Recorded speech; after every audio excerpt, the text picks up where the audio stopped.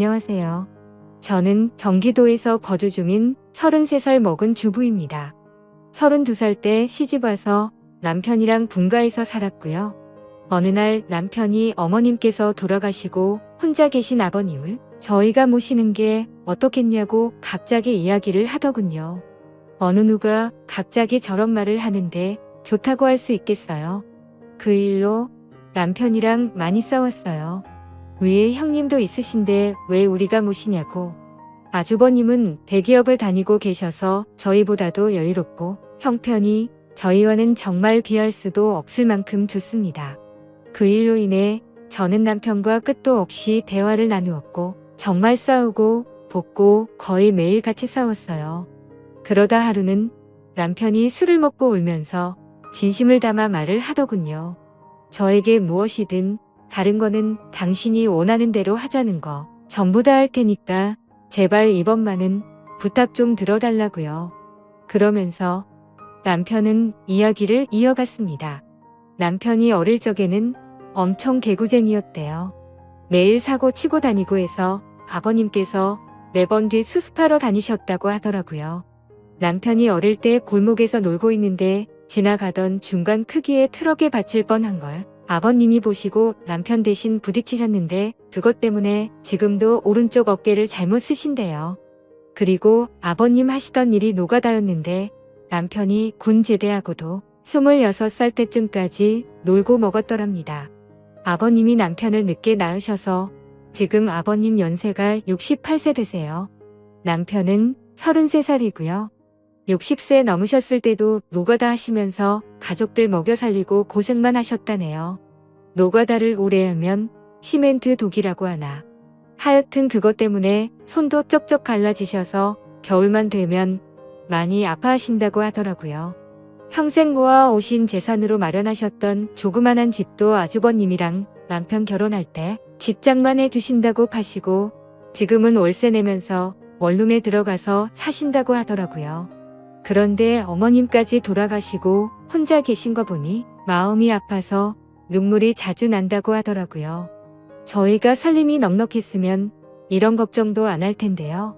저는 집에서 살림을 하는 평범한 주부이고 남편은 혼자 직장을 다니는데 일반적인 중소기업을 다니고 이직한 지 얼마 되지 않아 한 달에 세후 150 정도를 벌어옵니다. 그런데 그걸로 아버님께서 오시면 아무래도 반찬도 지금보다는 더 신경을 써야 할 것 같고 여러 가지로 많이 힘들 것 같더라고요. 심지어 그때는 제가 임신을 했어서 아이가 3개월 차인데 모든 부분이 힘겹더라고요. 그럼에도 부유하셨던 형님께서는 절대 아버님을 못 모신다고 강력히 못 박으셨고 아주버님도 그럴 생각이 없다라고 남편이 말을 하더라고요. 저렇게 철벽 방어를 하는데 어떻게 하겠습니까? 그리고 남편이 진심 어린 말들을 저렇게까지 했는데요. 그래서 넉 달 전부터 아버님을 모시기로 하고 저희 집으로 아버님을 모셔왔습니다. 처음에는 아버님께서 오지 않으시려고 자꾸만 거절하시더라고요. 늙은이가 가봐야 집만 되고 눈치 보인다고 하시면서요. 하지만 남편이 매일같이 설득하고 우겨서 겨우 모셔왔습니다. 모셔온 첫날부터 여러모로 정말 신경이 쓰이더라고요. 그런데 우리 아버님 매번 반찬 신경 써서 정성껏 차려드리면 그걸 드시면서도 엄청 미안해 하시면서 눈치를 보십니다. 가끔씩 고기 반찬이나 맛있는 음식을 해드리면 아버님께서는 드시지 않고 남겨두셨다가 저희 남편이 퇴근하고 돌아오면 남편을 먹이더라고요. 그리고 저 먹으라고 일부러 드시지도 않고요. 거기다가 하루는 장을 보고 집에 왔는데 아버님께서 바닥에 꿇어 앉아서 걸레질을 하고 계시더라고요. 저는 그 모습을 보고 깜짝 놀라서 걸레를 빼앗으려고 했더니 괜찮다고 하시면서 끝까지 고집을 부리시면서 청소를 깜빡이시더라고요. 그리고 식사를 드시고 나면 곧바로 빈 그릇을 들고 가셔서 설거지도 하십니다. 아버님께 하지 말라고 몇 번을 말씀드리고 그릇들을 떼서도 보지만 아버님은 설거지를 하시는 게 그게 마음이 편하시답니다. 제가 왜 아버님의 마음을 모르겠어요. 이 못난 며느리 눈치 보이시니 그렇게 행동하시는 거 압니다. 그래서 저도 정말 더 마음이 아픕니다. 남편이 몰래 아버님 용돈을 드려도 그거 안 쓰고 모아 두었다가 저에게 용돈하라고 주십니다. 그렇게 저희는 부유하진 않지만 서로 애틋하고 마음을 써가면서 하루하루를 지내고 있었습니다. 그런데 어제는 정말 너무 많이 슬퍼서 펑펑 울었습니다. 아버님께 죄인이라도 된 듯해서 눈물이 왈칵 나오는데 참을 수가 없더라고요. 한 달 전쯤부터 아버님께서 아침에 나가시면 저녁 때쯤 들어오시더라고요. 어디 놀러라도 가시는 것 같아서 용돈을 드려도 받으시지도 않고 웃으시면서 다녀올게 하시면서 매일같이 나가셨습니다. 저는 그래서 그냥 집안에만 있으시기엔 답답하셔서 산책이라도 다녀오시다 보다 하고서 크게 생각을 하지는 않았습니다.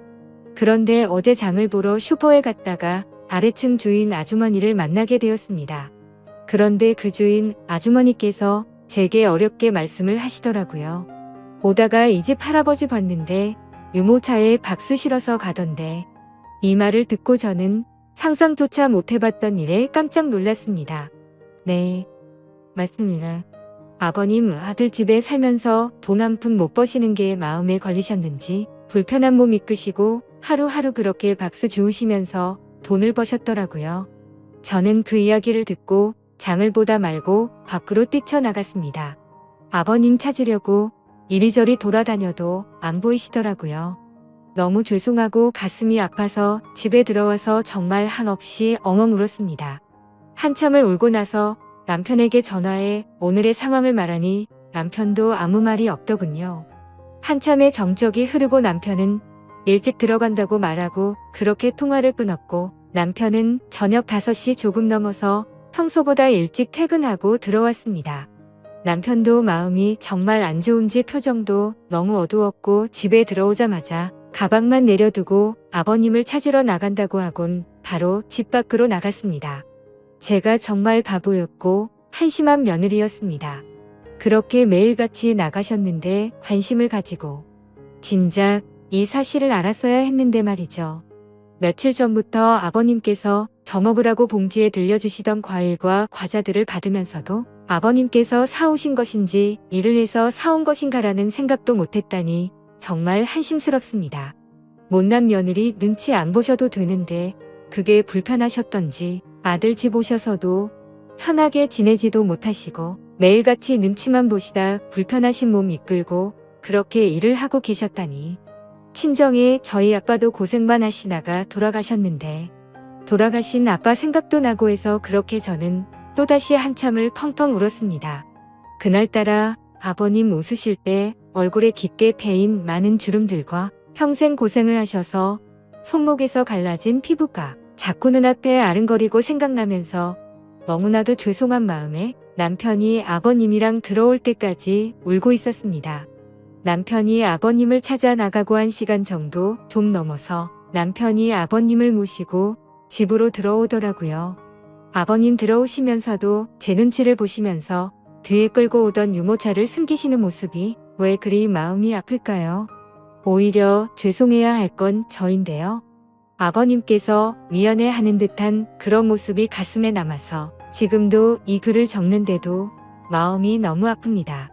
저는 아버님의 모습을 보자마자 아버님께 달려가서 죄송하다며 손을 꼭 붙잡고서 또 펑펑 울었습니다. 그러자 아버님께서는 매일 나 때문에 밥 차리느라 고생도 많고 편하게 있지 못하게 해서 내가 정말 미안하다면서 제 얼굴을 보면서 손을 꼭 붙잡아 주시면서 말씀하시는데 저는 눈물이 멈추지 않았습니다. 저는 그날 아버님의 손을 처음으로 만져봤습니다. 평생을 고생하시면서 지내온 아버님의 손. 심하게 갈라지신 손등과 굳은 살 베인 손에 마음이 너무 아팠어요. 방 안에 모시고 나서도 죄송하다며 그렇게 펑펑 울었습니다. 아버님 식사 챙겨 드리려고 부엌에 와서도 요리를 하고 있는데도 왜 그리 눈물이 그치지가 않던지. 남편은 아버님께 다시는 그런 일 하시지 말라고 말했고 앞으로는 제가 더 열심히 일해서 벌면 되니까 그런 일 하시지 말라고 아버님께 확답을 받아냈습니다. 그렇게 이야기를 끝마치고서 3명이 오순도순 모여서 함께 저녁을 먹었습니다. 밥을 먹는데도 아버님 손을 보면서 자꾸 가슴이 아프더라고요. 오늘은 어제 일도 있고 해서 남편이 연차를 내서 쉬는 날이었고 저는 아버님 모시고 시내 나가자고 남편에게 얘기를 했습니다. 그렇게 저희는 다 같이 시내에 나갔고 날이 좀 쌀쌀해져서 아버님 잠바 하나랑 신발을 샀습니다.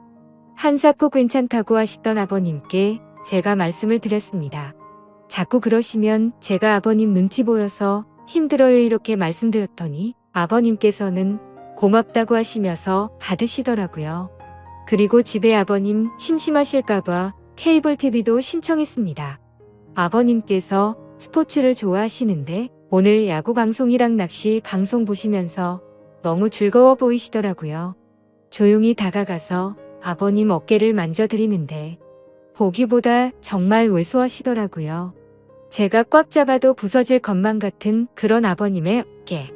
지금까지 고생만 하시고 자식들 뒷바라지 하시느라 평생 헌신하시면서 살아오셨던 아버님의 그런 발자취들이 느껴지면서 저는 또 마음이 아파왔네요. 남편한테 말했어요. 저 평생 아버님 정말 친아버지처럼 생각하고 모신다고요. 비록 지금은 아버님께서 불편해 하시지만 언젠가는 친딸처럼 생각하시면서 대해주실 때까지 정말 잘할 거라고요. 마지막으로 아버님, 앞으로는 제 눈치 안 보셔도 돼요. 제가 그렇게 나쁜 며느리 아니잖아요. 아버님의 힘드신 희생이 없으셨다면 지금의 남편도 없잖아요. 그랬다면 지금의 저와 뱃속에 사랑스러운 손자도 없을 거예요. 저 아버님 싫어하지 않고 정말 사랑해요, 아버님. 그러니 항상 건강하시고 오래오래 사셔야 돼요. 그리고 2번 다시 그렇게 일 안 하셔도 돼요. 저 허리띠 졸라 매고 알뜰하게 살게요.